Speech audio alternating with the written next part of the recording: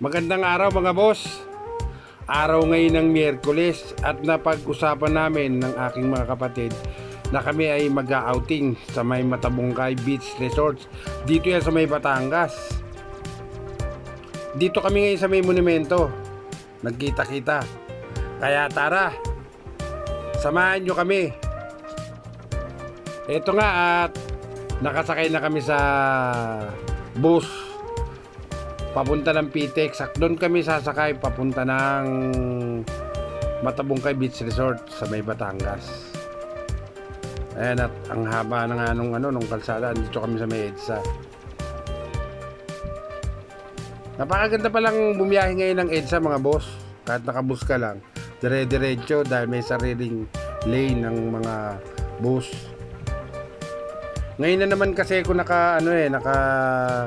sakay ng bus. Matagal na akong di nakakasakay ng bus. Madalas pag napupunta ako ng monumento, LRT sinasakyan ko.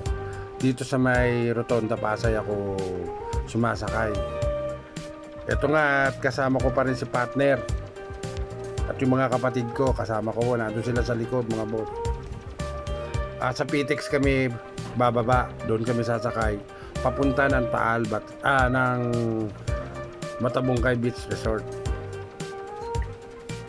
Ayan, dire-diretso lang yung natin, yung bus natin mga boss oh. Walang traffic oh. Nakakatuwa nga eh. Dahil dire-diretso talaga eh. Minsan nahinto, pero madalas talaga diretso lang. Napakatuloy ng biyahe ngayon mga boss. Nasa EDSA kami niyan mga boss ha, papunta ng PTEX.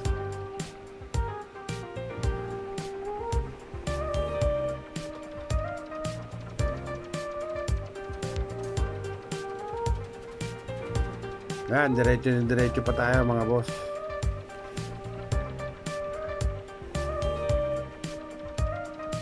Medyo malayo din ang monumento to PTEX eh.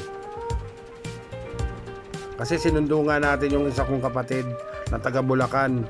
At dun nga kami nagkita-kita sa may monumento.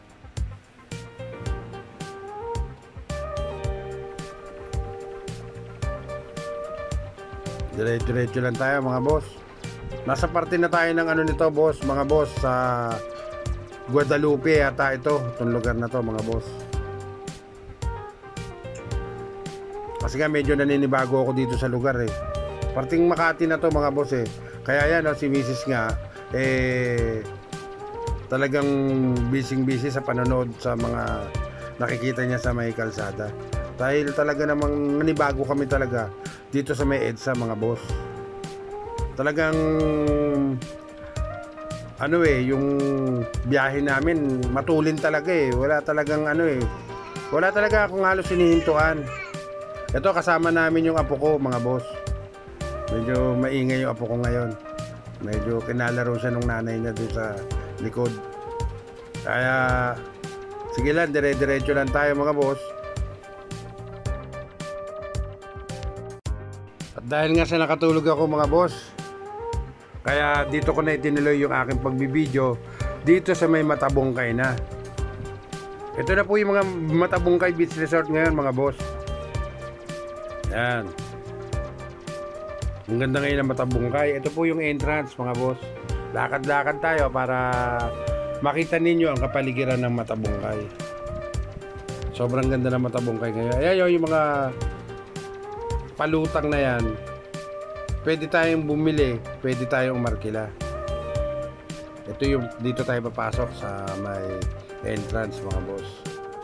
Napakaraming tao ngayon dahil nga sa sobrang init nga sa Metro Manila, kaya maraming nagpupunta sa mga beach ngayong panahon na to. Pero sobrang init din dito mga boss.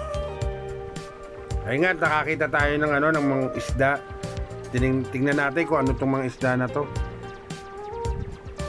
Mga mga isda to, yung mga parang tulingan. Parang tulingan siya eh. Yung malalaki, medyo malakas sa tulingan. At napakaraming tao mga boss oh.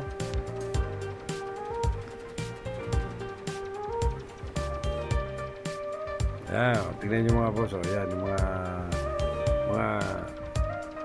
nag-outing. Dito pwede tayong bumili ng dyan, ng salbabida. Yan.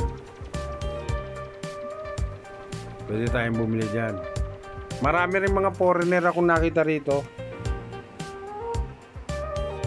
Marami akong nakita mga Korean na nagpupunta rito mga boss.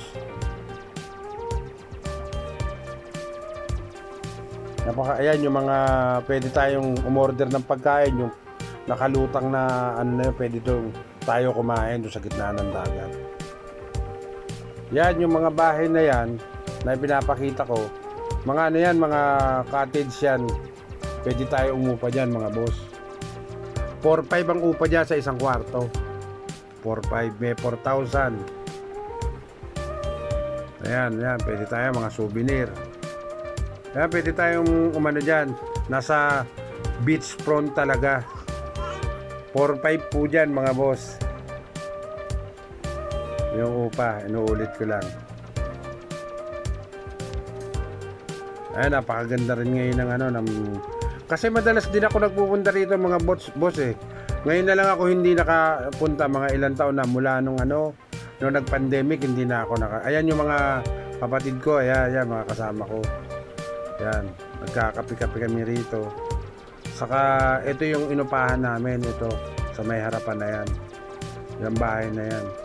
Maganda yung inupahan namin na to mga boss. 6,500 isang kwarto rito. Ayan, may tatuan na rin. Gusto natin magpatato, ayan mga boss. Kinausap ko nga dyan yung nagtatato eh. At kilala niya ako dahil nga nakikita niya raw ako lagi nagpo-post ng mga ko lagi ako nagpo-post, nakikita niya ako sa aking account.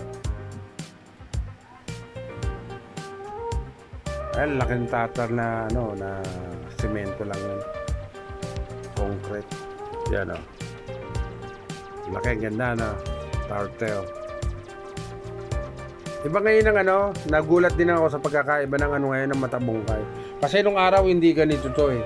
Nung ako nagpupunta rito, ang cottage dito, pwedeng makuha mo ng 1.5 isang araw.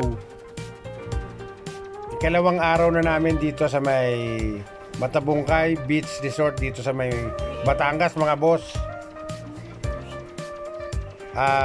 Pauwi na rin kami nito mga boss.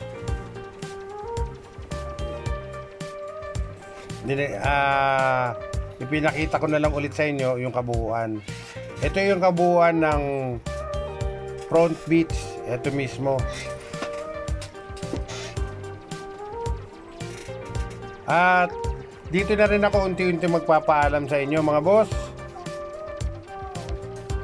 At sa muli kong pagbablog, sana please like and subscribe nyo naman ang aking munting channel. Hanggang sa muli. Bye-bye!